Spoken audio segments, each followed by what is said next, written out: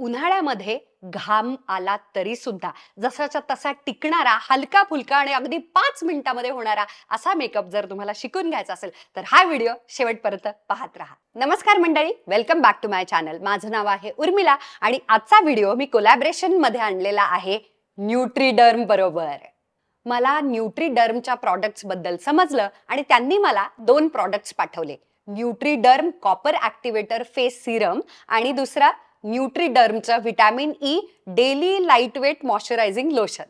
Copper activator serum मध्ये ना sodium पीसीएच्या सगळ्या चांगल्या गोष्टी आहेत आणि ऑफकोर्स कॉपर ऍक्टिव्ज आहेत. आणि न्यूट्रीडर्मच्या vitamin E daily lightweight moisturising लोशनला काय म्हणायचं, इतकं लाईटवेट आहे की लगेचच अब्झॉर्ब होतंय. हे दोन्ही प्रॉडक्ट्स मी काही काळ वापरले आणि त्यानंतर मला असं झालं की मी तुमच्याबरोबर माझा ऑनेस्ट रिव्ह्यू शेअर करावा.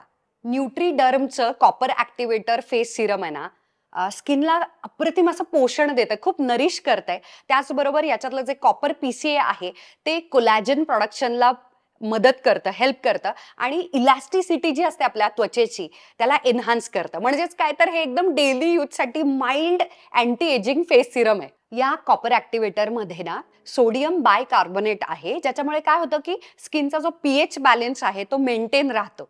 माझा आहे ना कॉपर ऍक्टिव्हेटर फेस सिरमचा अनुभव असा आहे की ना तुम्हाला लगेचच इथे मी दाखवते, अतिशय पाण्यासारखं येते. त्यामुळे किती माइल्ड आहे बघा बघा, अगदी पाण्यासारखं आहे हे.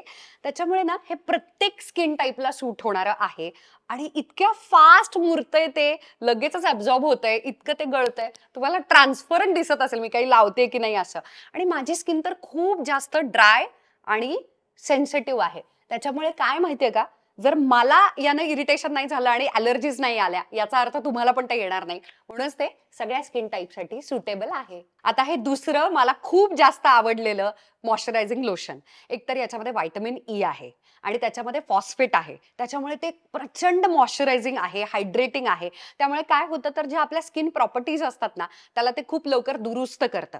त्याचबरोबर जे आपल्या एजिंगची, वृक्ष होण्याची असे जे चिन्ह असतात ना ते लगेचच कमी करतं, कारण ते हायड्रेटिंग आहे. आणि हे मॉइश्चरायझर जे आहे ना ते ऍक्नेमुळे, फोडामुळे आलेला लालपणा कमी करतं आणि स्किन बॅरियर रिपेअर करतं.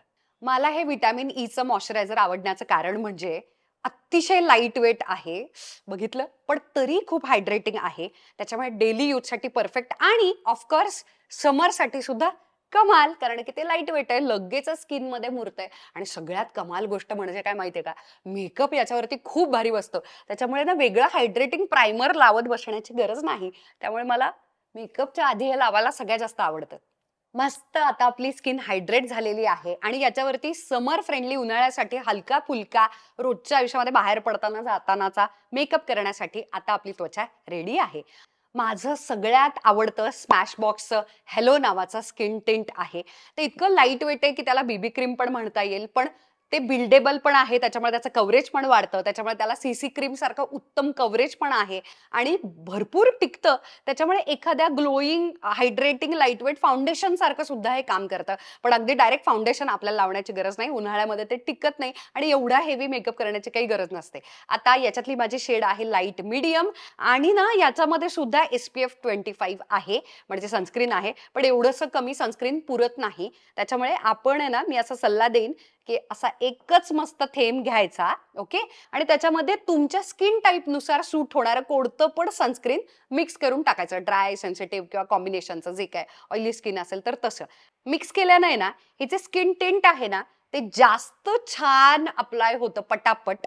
आणि तुम्हाला दिसत असेल की थोडंसं जर मला कुठे फोड, ऍक्ने जर काही आला असेल तर त्याचे मार्क्स वगैरे असतील तर ते पण थोडेसे दिसतायत, पण पण थोडेसे छान लपले पण जातात. म्हणजे नॅचरल कव्हरेज पण आहे, पण तरी सुद्धा सगळ्याच्या सगळे डाग आता दिसतातच आहे सगळ्यांना, असं पण नाहीये. इतकं लाईट वेट आणि सुंदर असं हे छान स्किन टिंट आहे ना की जर तुम्हाला फार जास्त डार्क सर्कल्स वगैरे नसतील तर हे एवढंसं सुद्धा काम करतं अंडर आईज साठी.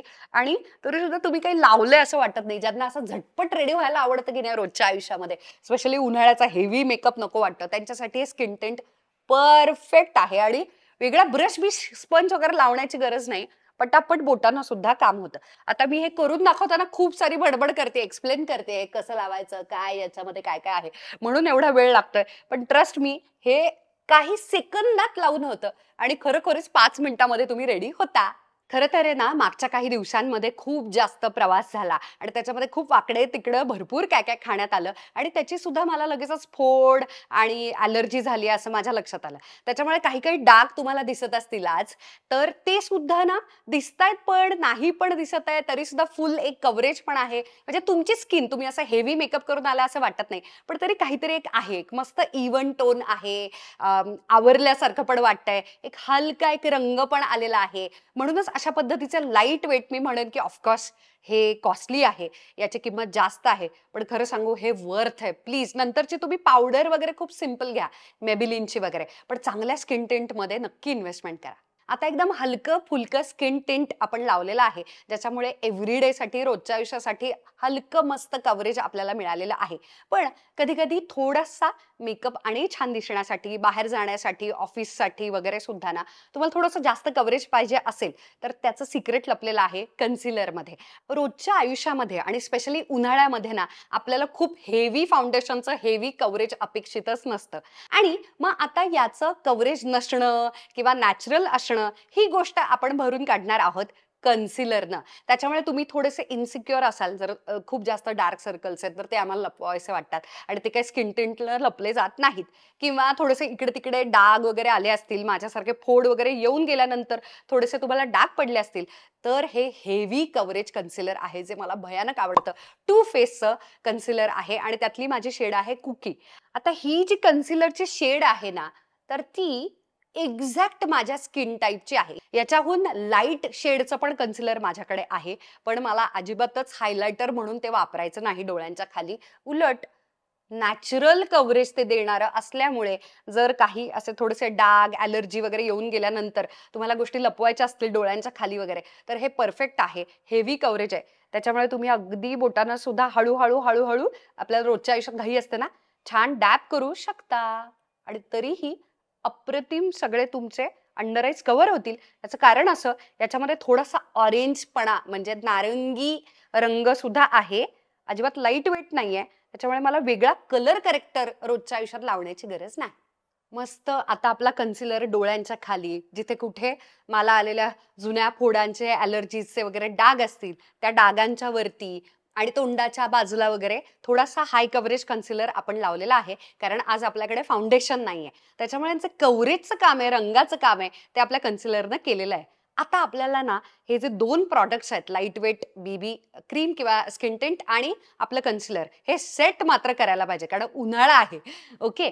तर आता काय करायचं आपल्याला, कोणतंही हलकं-फुलकी सेटिंग पावडर घ्यायची आहे. मेबिलिनची सेटिंग पावडर ही बऱ्यापैकी त्याचे ग्रॅन्युअल जाड आहेत, त्यामुळे कॉम्पॅक्ट पावडर सारखीच वाटते, पण हरकत नाही आज वापरायला. त्याचं कारण सांगते, आज आपण हेवी फाउंडेशन नाही वापरलेलं, त्याच्यामुळे थोडीशी जास्त सेटिंग पावडर सुद्धा आज आपण लावू शकतो. Amazonवरून हा त्रिकोणी अतिशय स्वस्त आणि मस्त असे हे छोटे छोटे पावडर पफचे स्पंज मिळतात आणि हातावरती मी इथे सेटिंग पावडर घेतलेली आहे, हवी तेवढी हलकी फुलकी, आणि डोळ्यांच्या खाली ऑफकोर्स जिथे जिथे घाम येतो टी एरियामध्ये, कपाळाला, दुसऱ्या डोळ्याच्या पण खाली. आता एरवी आहे ना, मला कोणतीही सेटिंग पावडर ही इतर ठिकाणी लावायला जास्त आवडत नाही. पण लक्षात घ्या, आता उन्हाळा चालू आहे. थोडासा पावडरी फेस तुम्हाला घरातून बाहेर पडताना जरी वाटला, तरी सुद्धा पावडर लावा. नंतर ती पावडर गायब होणार आहे आणि तीच खऱ्या अर्थानं तुमच्या स्किन टिंटला आणि कन्सिलरला लॉक करणार आहे, कितीही ऊन वाढलं तरी आणि घाम आला तरी.